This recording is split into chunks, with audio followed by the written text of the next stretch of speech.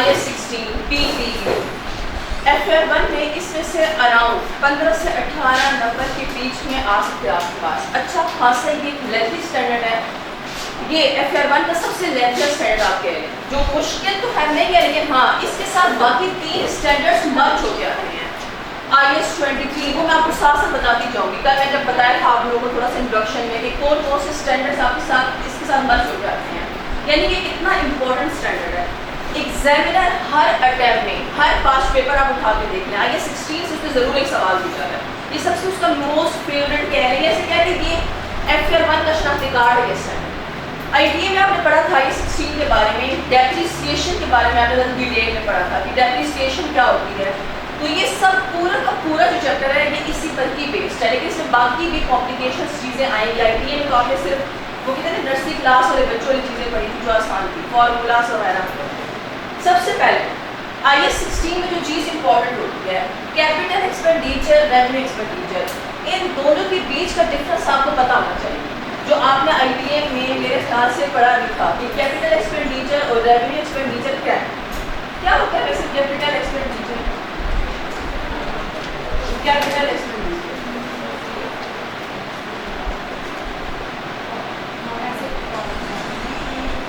वो तो ठीक है, ऐसे भी कॉस्ट में ऐड होता है।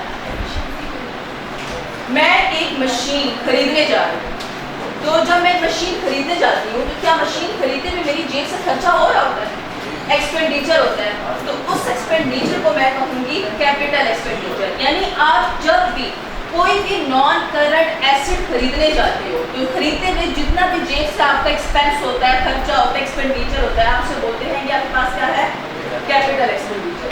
ये इसकी पहली डिफिनेशन कि एक्सपेंडिचर यानी वो खर्चा to acquire, acquire means purchase non current asset NCA, ऐसा खर्चा जो आप किसी भी नॉन करंट एसेट को खरीदने के लिए करते हो, ऐसे खर्चे को आप कहते हो तो ये आपके पास capital expenditure is called capital expenditure.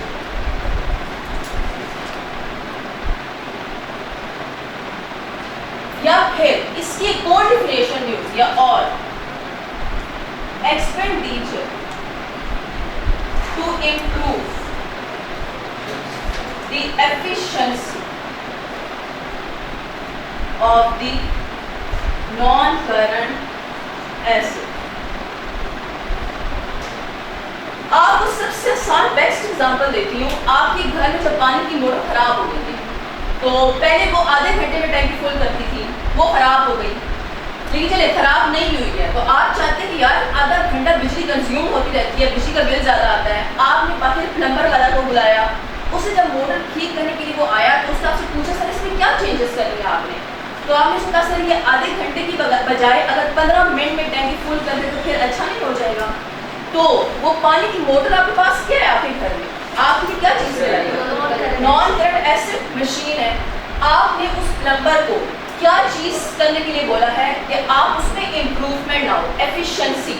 यानी पहले अगर वो आधे घंटे में टैंकी फुल करती थी तो अभी वो कितने मिनट में करेगी, 15 मिनट्स में। क्या उस मशीन उस मोटर की एफिशिएंसी इंक्रीज हुई, उसमें इंप्रूवमेंट आई है?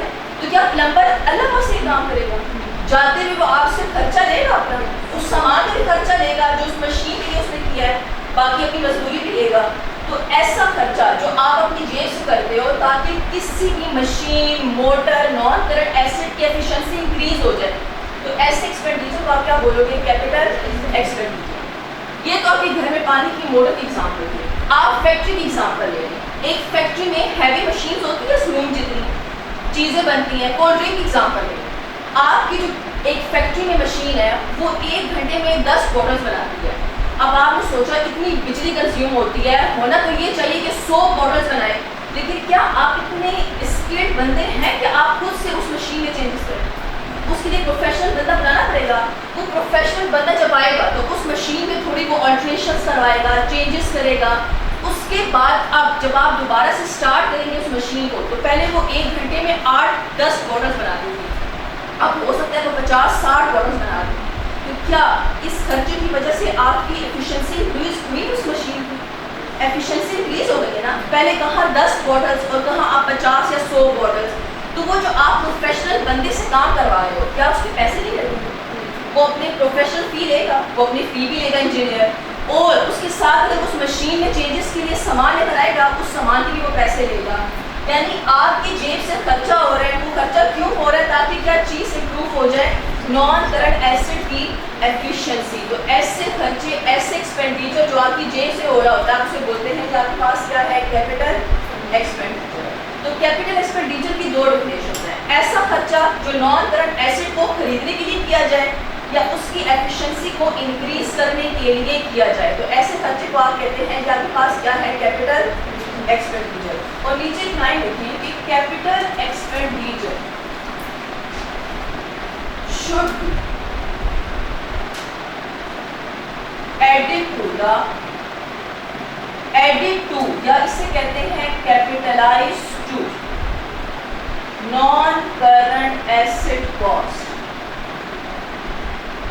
हमेशा capital expenditure non current asset में ऐड होना चाहिए। आप जितना भी खर्चा करते हैं एफिशिएंसी इंप्रूव करने के लिए, वो खर्चा आपके पास नॉन करंट एसेट की कॉस्ट में कैपिटलाइज होना चाहिए। कैपिटलाइज का हमेशा अकाउंटिंग का मतलब होगा add. Capitalise to non current asset means asset की कॉस्ट में ऐड। ये term capital expenditure, revenue expenditure, ये आप हमेशा फाइनल्स तक देखेंगे, ये टर्म बार बार यूज होगा। सेकंड आपके पास है रेवेन्यू एक्सपेंडिचर। रेवेन्यू एक्सपेंडिचर क्या है?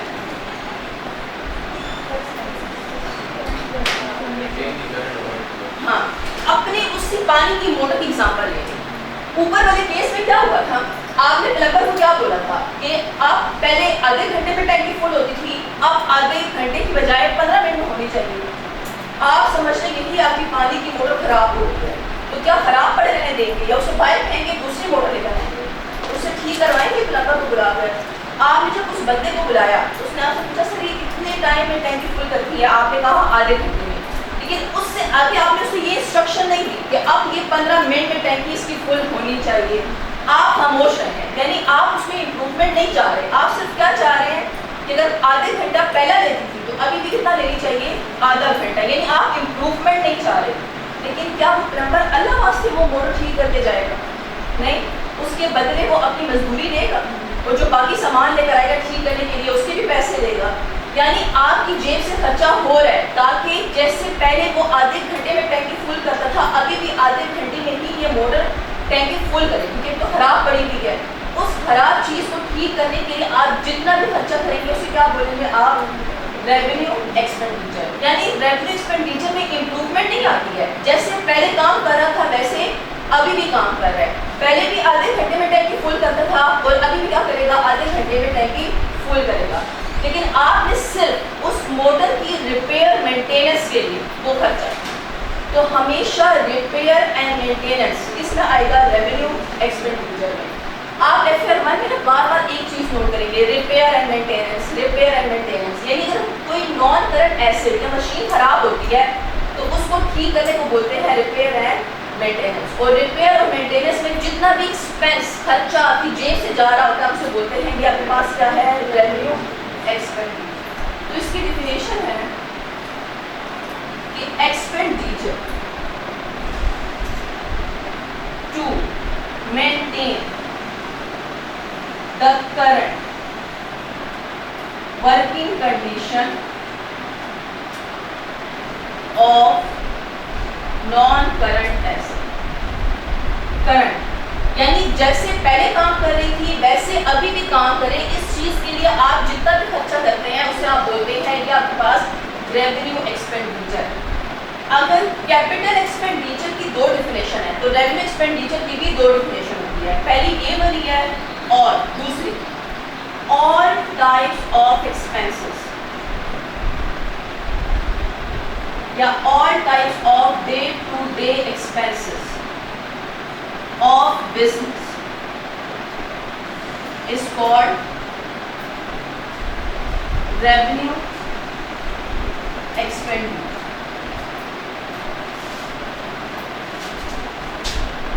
एक बिजनेस में डे टू डे एक्सपेंसेस कौन से होते हैं? डे टू डे का मतलब है वीकली, मंथली, हर 2-3 महीनों के बाद कौन सा खर्चा बार बार बिजनेस इनकम कर रहा होता है।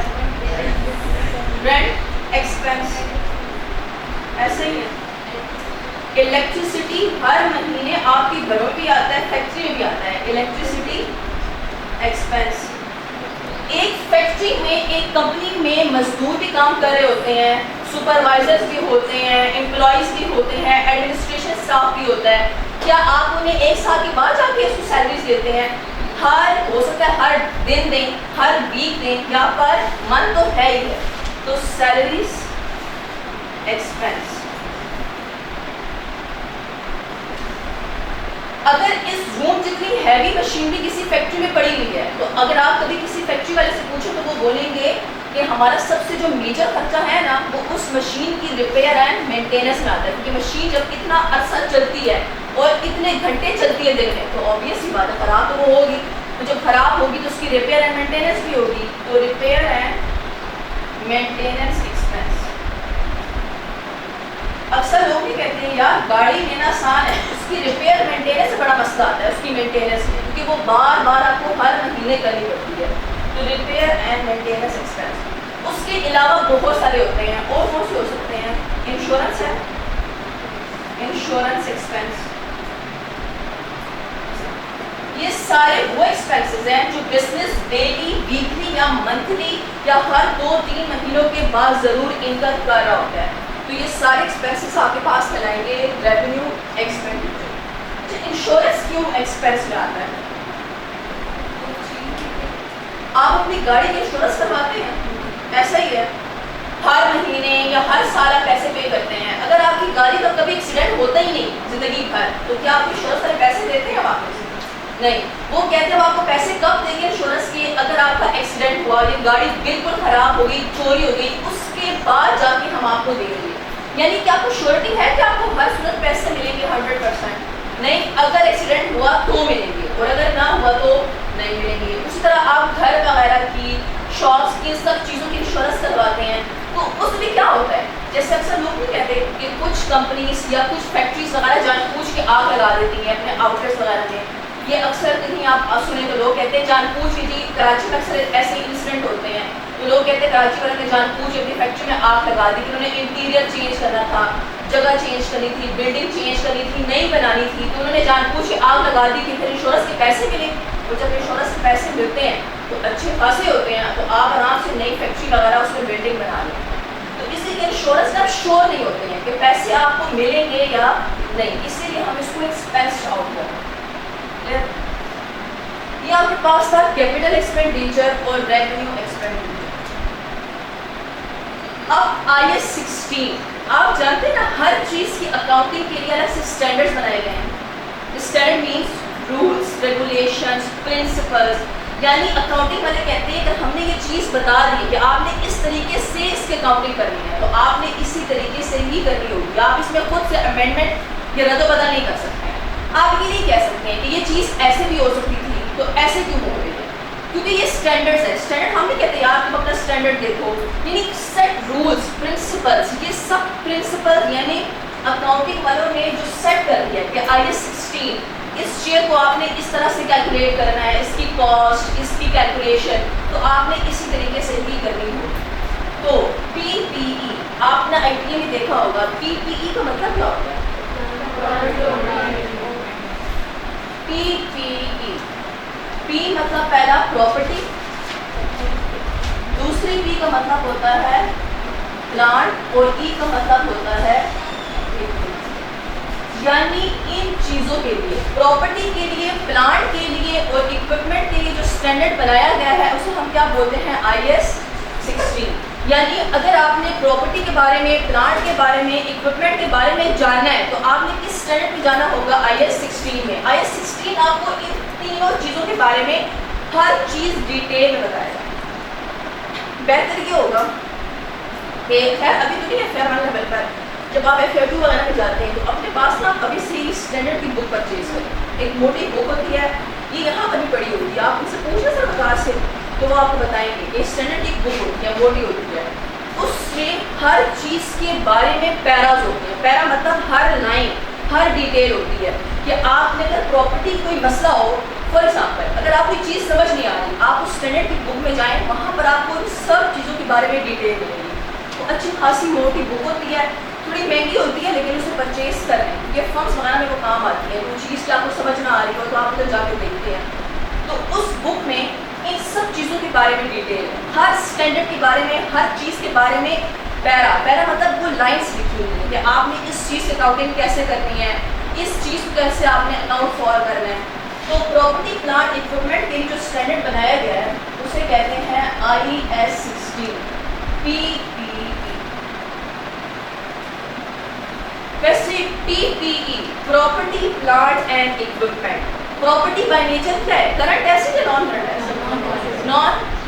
आपके पास प्लांट क्या है, नॉन करंट एसेट, इक्विपमेंट क्या है, नॉन करंट एसेट। यानी IS 16 सिर्फ और सिर्फ किस चीज़ के बारे में डील कर रहा है, नॉन करंट एसेट्स के बारे में डील कर रहा है। ये आपको करंट एसेट्स के बारे में कोई भी इंफॉर्मेशन नहीं देता, सिर्फ और सिर्फ ये आपको नॉन करंट एसेट के बारे में ही बताया। यानी PPE का मतलब हुआ कि PPE are non current assets. ये नॉन करंट एसेट्स हैं यूज, किस लिए यूज होते हैं? पहले आपको डिफिनेशन तो आनी चाहिए कि PPE